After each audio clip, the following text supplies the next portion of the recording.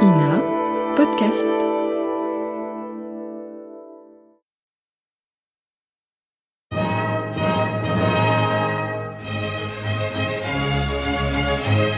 Bon baiser de partout.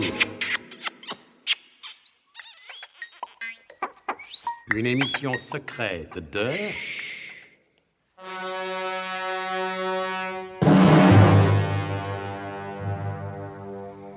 Donc, vagabondant toujours dans le Second Empire, Nicolas Leroidec s'est lié d'amitié avec l'arrière-grand-père de l'adjudant Tifris, sous-officier comme son arrière-petit-fils, l'homme à qui le maréchal de MacMahon, un jour où il était particulièrement bien inspiré, a dit « C'est vous le nègre, continuez ».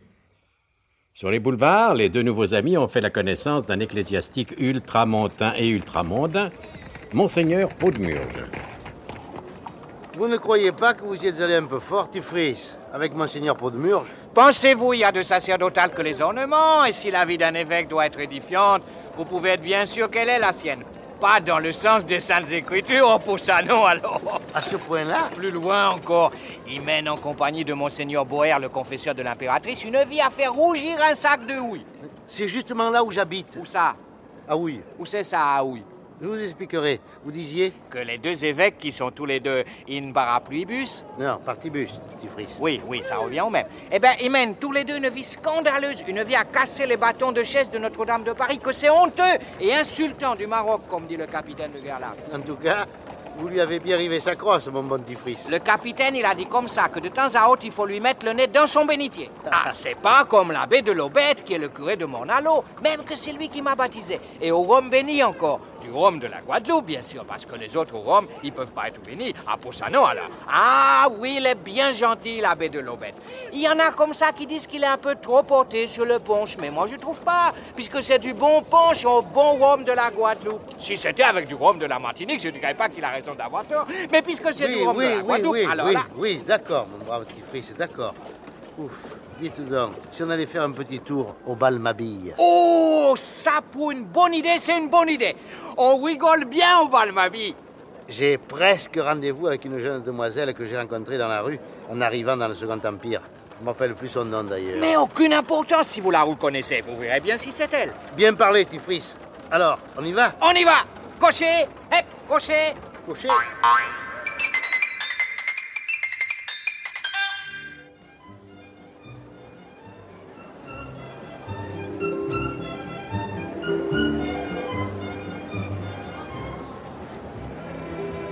Eh ben, dites donc, mon bon Tifris, on n'a pas l'air de s'embêter ici. Ah, pour ça non alors. Je vous le disais. Qu'est-ce qu'il y a comme monde? Ah, ça pour du monde, on peut dire qu'il y a du monde. Même que ça a inspiré une phrase historique au maréchal de MacMahon. Ah oui? Oui. Un soir qu'il était venu alors qu'il y avait foule, comme aujourd'hui, il s'est écrié « Que de monde, que de monde !» Et il y en a même qui disent qu'il a ajouté « Que de foule, que de foule !» Mais moi, je le crois pas. Parce que deux phrases historiques dans la même soirée, c'est trop pour un maréchal comme lui. Ah, voilà que j'aperçois la jeune personne dont je vous ai parlé. Celle qui rigole avec des autres demoiselles? Oui. Mais je la connais. C'est Hortense. Même que... Ah oui? Compliment, Tifris. Ça vous contrarie pas, au moins? Non, moi, pourquoi donc? Elle n'est pas en exclusivité, j'imagine. Oh, pour ça, non. C'est une brave fille et généreuse avec ça. Vous savez comment on l'appelle? Non. Centre d'accueil. En effet, c'est tout un programme. Allez, j'ai promis de lui offrir une grenadine au kirsch. Hé, Hortense!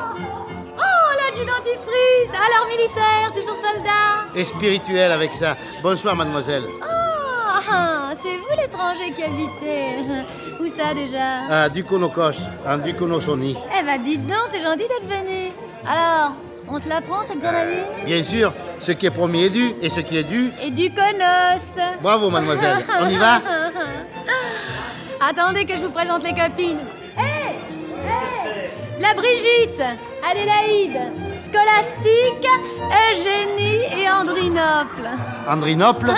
Elle est turque. Ah. Eh ben, où qu'est Sophie? Sophie! Sophie! Toi!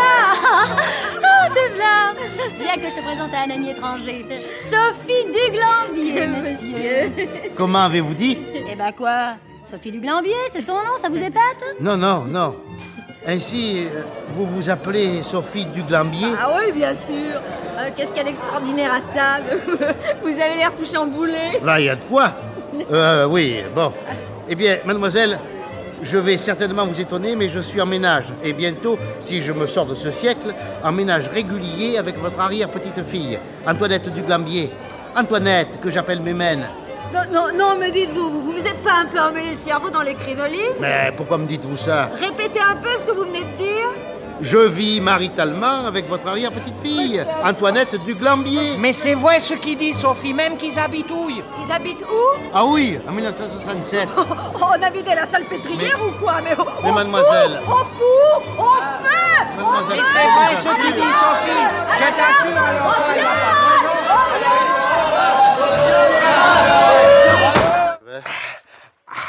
Eh ben, Ah là là. mon brave petit Fils, comme vous l'aviez annoncé, on rigole vachement, on balle ma bille. Mais c'est tous des idiots imbéciles aboutis, monsieur Nicolas. Je sais pas ce qui me retient de leur foutre. N'en faites rien, mon bon petit Fils. Et soyons logiques. Est-ce que vous, qui êtes un ami, et l'arrière-grand-père de mon ami, l'adjudant-chef Tifris, vous comprenez quelque chose à mon incroyable aventure? Mais non, bien sûr, mais alors moi... Mais vous en constaterez l'évidence, comme moi, qui n'y comprend rien, pas plus que vous. Alors pourquoi s'étonner que cette brave Sophie Duglambier appelle au secours quand je viens comme ça, et sans préalable, lui annoncer que je partage mes jours avec une arrière-petite-fille dont elle ne pourra jamais connaître, et pour cause, l'existence. Ah oui, bien sûr, on peut pas lui en vouloir. Allez, bon, n'en parlons plus.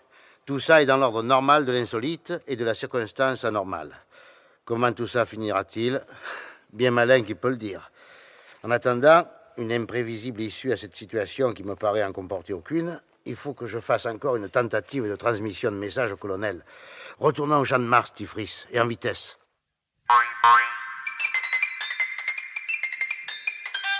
Et ils y retournèrent. Qu'est-ce que vous allez faire, monsieur Nicolas? Vous allez voir. Voyons, que je me répère. Ah, voilà. Qu'est-ce que c'est que ce pavillon-là? Ça, c'est le pavillon des instruments avant de l'exposition universelle. Le pavillon des instruments avant? Non, après.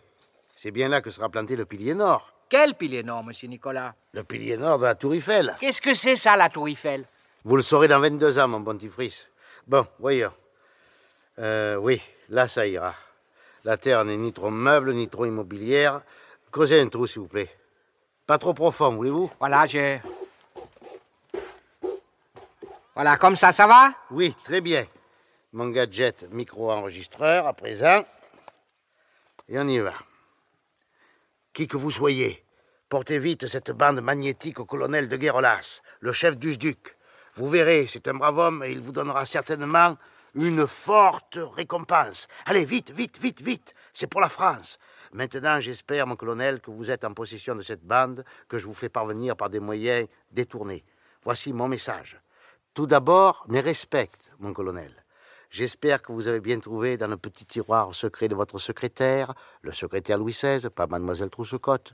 J'espère que vous avez bien trouvé mon précédent message que, malheureusement, j'ai dû interrompre brusquement.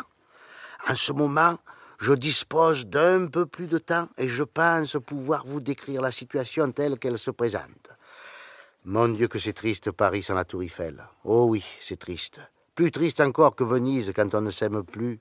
Et... Monsieur Nicolas! Monsieur Nicolas! Qu'est-ce qu'il y a? Je sais pas ce que vous faites là, mais il y a un bonhomme qui nous regarde avec un drôle d'air. Hein? Ah, vous avez raison. Ce n'est pas le moment de se faire épérer. Si je veux que ce message parvienne au colonel, de toute façon, je lui en ai assez dit, il comprendra. Mais pour l'instant, c'est moi que je comprends rien. Rassurez-vous, votre arrière-petit-fils dira exactement la même chose au colonel quand il recevra ce message. Vous n'y pouvez rien, c'est héréditaire.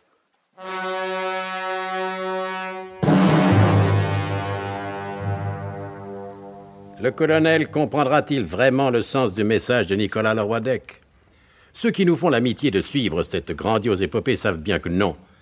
Mais que cela ne les empêche pas, suspense hors notre suspense, de se mettre à l'écoute des prochains épisodes de notre grand feuilleton d'espionnage et d'évocation historique, Bon baiser de partout. C'était Bon baiser de partout. Une émission secrète de... Pierre Dac et Louis Rognoni! Avec Anne Capril, Caroline Claire, Claude Dassé, Paul Prébois, Alain Roland. Décryptage et mise en code, Jean-Wilfried Garrett.